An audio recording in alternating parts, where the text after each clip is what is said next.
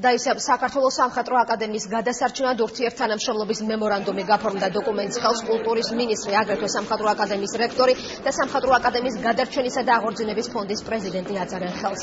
თანამშრომლობის შედეგად უნდა მოხდეს აკადემიის შენობის გადარჩენა, რეაბილიტირება და აკადემიის უძველესი ტრადიციების აღორძინება. ასევე რეაბილიტაციისთვის საჭირო სახსრების როგორც სახელმწიფო, ასევე კერძო წყაროებიდან მოძიება. პროექტის ინიციატორებმა აკადემიის შენობა და დარბაზები უკვე დაათვალიერეს. ჩემი გამოცდილებიდან, რაც მე დავდივარ ევროპის ქვეყნებში, მან ყოველთვის ესეთი შეკავშირების, ესეთი გაერთიანების შედეგად მიიღწევა კარგი შედეგები, როდესაც ვთქვათ, კულტურის სამინისტრო, კერძო სექტორი, სახელმწიფო სექტორი კიდევ ვიღაც ემატება ერთმანეთს და ეს არის დიდი ძალა.